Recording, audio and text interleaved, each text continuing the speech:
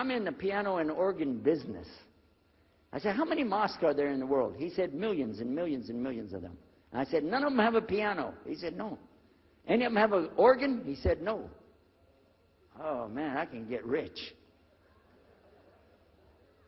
Just introduce some music to these guys, put it in there, bound to be. I said, do the Arabs have any music? He said, oh, Arabs have music. I said, boy, I got it figured out, boy. I can see my next $1 million coming right straight up at me, So then the priest asked again another time, he wanted to go back to the masjid again. He went, this is middle of July, 1991. He went to the masjid with him again. And by the way, this masjid, Sheikh Mohammed Jabali knows it very well, is on Medina Drive in Arlington, Texas. And that's where they were going to, because we were living in Midlothian, just south of Oak Cliff and south of Dallas. So they didn't come back. All night we're waiting. What happened? Very late they came back. And when he came in, I looked. There's Muhammad. I recognized him. Who's the guy with him, though? He's wearing a white jalabiyah, white dress like this. He has a white pillbox cap on his head. And I looked at him and I said, Pete. His name was Father Peter Jacobs, but we're not, Catholic, so I don't have to call him Father. I said, Pete, did you become a Muslim? He said, Ashhadu an la ilaha illallah, Ashhadu Muhammad Rasulullah. I said, oh my God. Now I used to have cameras like these cameras right here, because we had a television show called Estes Music Jamboree. So I got one of our cameras out, opened it up, set it all up on the tripod, and I was going to interview him and ask him, well, why you went to Islam? What happened? While I was talking to him, though, he fell asleep. So it was still in my mind, and I was thinking, what am I going to do? This is too amazing. Now here I'm preaching to the people, and I'm trying to change what I'm saying, and here's a priest, just became a Muslim. My father's saying it's a good deal. It sounds all right to him. I don't know what to do. So I decided I'll talk, make mashura. I talked to my wife. We have an apartment upstairs. We were in our apartment up there, and I'm telling her, oh, a priest became a Muslim today. What is that? And can you imagine what they were saying about the Quran and saying about this and so and so? All of a sudden, she said, I want to get a divorce. Oh, whoa. It's not the subject, but what happened? She said, no, all this talking about religion and talking about Islam, and so I can see. I said, oh, no. No problem here. No problem. I said, you thought no, I was just observing somebody else. No, I'm not interested. Trust me. I don't want to be with those Muslims. The last thing I want to do is be with a Muslim. No way. Just put your mind at ease. She said, I need a divorce. I said, where are we going with this again? What's the problem with that? What happened? She said, a Muslim can't be married to a Christian. I said, what? No, wait a minute. Hold on. I don't look at me. I'm telling you, I swear, I don't want to be a Muslim. Okay? Okay? And even if I did, don't you remember what he said? A Muslim man could be married to a Christian woman. It's not a problem. But I'm not saying I want to. I'm just saying it's not a problem. She said, that is the problem. A Muslim woman can't be married to a Christian man. I want to be a Muslim, so I need a divorce.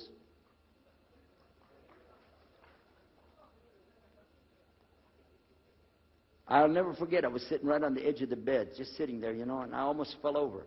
I said, at last, I can tell the truth. I can say it. I didn't realize that she liked the idea. I was afraid. I said, okay, the good news is, I too want to be a Muslim. You know what she said? I don't believe you. I said, no, really. I was just saying that because, but for sure, just so you know, I want to be a Muslim. I've been thinking about it. I want to be a Muslim. We're both going to be Muslim. Alhamdulillah, it's going to be great. Right? You know what she said? I don't believe you because you're either lying right now or you were lying 5 minutes ago when you said you didn't want to be a Muslim. And either way, I don't want to be married to a liar. So get out.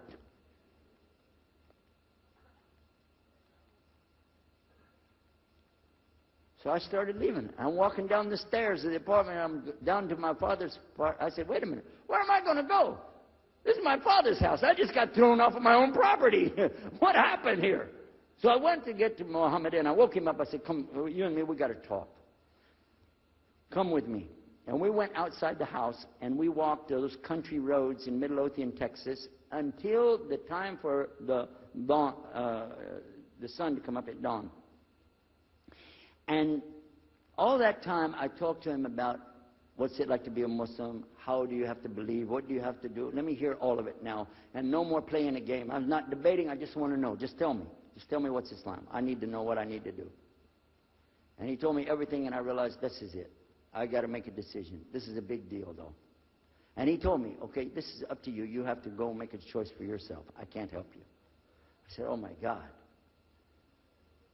So when he was praying Fajr, I decided, I've been watching this man praying this direction with his head on the ground. It's so beautiful to see a man humble himself, put his head on the ground to the Rabbil Alameen. I said, oh, my God, let me try that.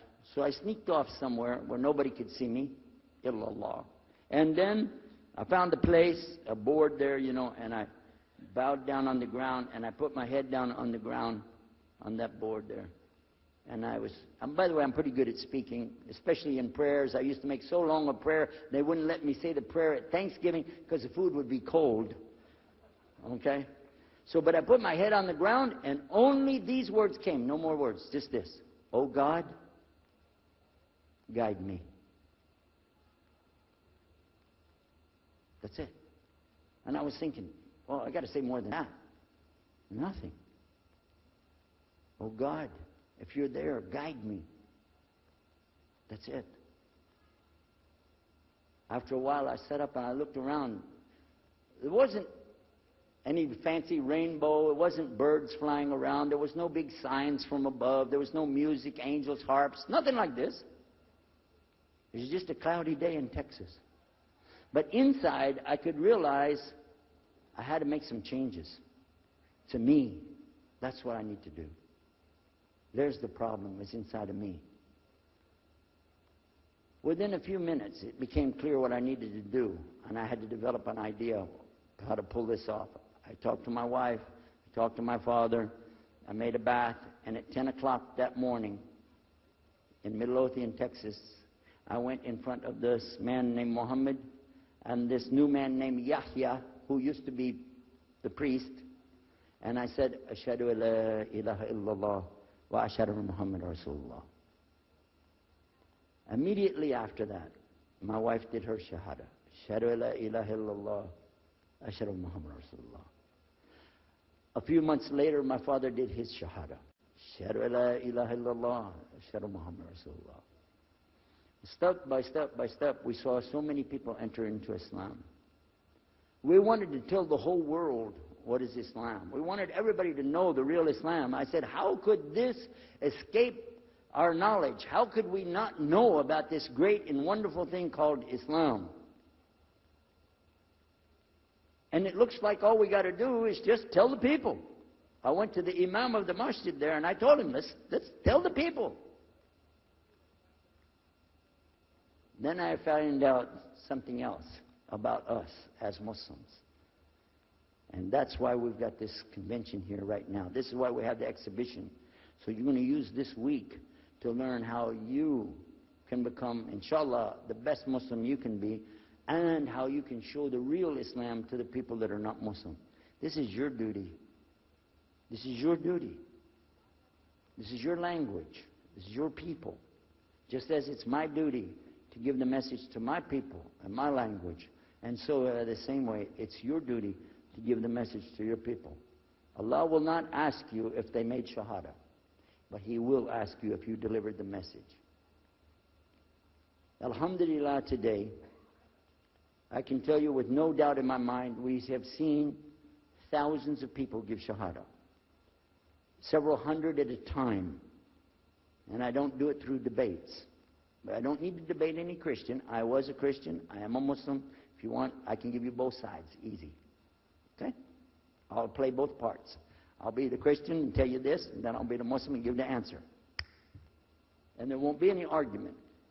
And I've done that so many times. And let me share one story with you before I end. I'm going to leave now. Inshallah. I was telling the brothers today that I was asked to give a talk in a church in Hagerstown, Maryland, just outside of Virginia. This was in 1999, and I went there and I gave a talk in the church on Sunday, because I know how to address the people. How many years was I a Christian? 50 years? I know what they want to hear. Get them ready, and they said, "Oh, wow, this is normal preaching." But then when I came to the part, La ilaha illallah, I stayed on La ilaha illallah until they said, "Yes, that makes sense, it makes sense."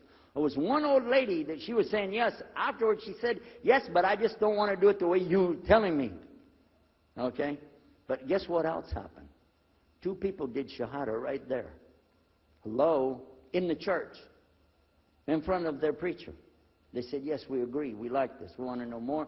And we say there's only one God to worship. Shahadu la ilaha illallah." In front of the preacher. And one of them was his daughter. I took them to the masjid, and they did shahada in the masjid that afternoon, a Sunday afternoon. And later, the boy, he married the girl. They're Muslims living there now. Now, let me ask you a question. If I would debate and argue with this preacher and made him look stupid, would he ever bring me back again? No. I'm going to ask you a question. If you were at a place and you saw somebody change their religion to another religion in the temple of that religion, and the father was the priest there, what would you think? Is that man ever going to call me again? Do you think he'd call me again? 3 months later, he called me again. Come back again. We really enjoyed it so much. I said, "How's your daughter doing?" I want to remind him, see what he's going to say. Say, "Oh, she's doing fine. She likes Islam. It's very nice and lovely. She treats us so good. You know, we're amazed at her personality. We love you guys. Could you please come back again?" And I did, alhamdulillah. So I'm just showing you that it's not guidance from me, not guidance from you. It's guidance from Allah. Allah guides whom He wills. Whom He wills. So we ask Allah to guide me, all of us, and all the people. And whoever He guides, they'll be fine. But whoever Allah doesn't guide, they got a problem. Serious problem. Our job here with this exhibition of peace, the vision of Islam, is to do one thing: communicate the true message. If the people don't want it, that's your choice. That's their choice. You don't have to take it. But it's our responsibility in putting this on, all the scholars that are here, it's their responsibility to tell us what's the truth in Islam and let us see for ourselves. And that's what we're going to try to do through this week. So I need you guys to listen to me. You have to participate. Your side of it. Your side of it is to show up every day. And your side of it is to bring other people. I want you to look at all that blue plastic. Look at the blue plastic back there. You see that blue plastic? The next time we come up here, I don't want to see blue plastic. And that means I don't want you to steal the chairs tonight, okay? I want you to go get some people and fill up those chairs so they can hear this message before it's too late.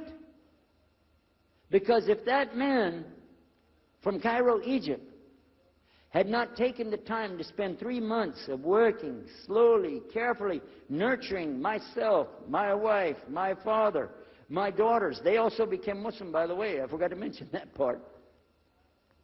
And a priest. Look at what Allah gave him. And from all the people that we gave Shahada, this man in Egypt is taking the reward for that, even now. Even now. I'm not saying you'll give a Yusuf Estes the Shahada, but I'm saying Allah will give you the reward according to what you're trying to do. Please don't leave this place tonight and forget what you heard here. Please carry this with you.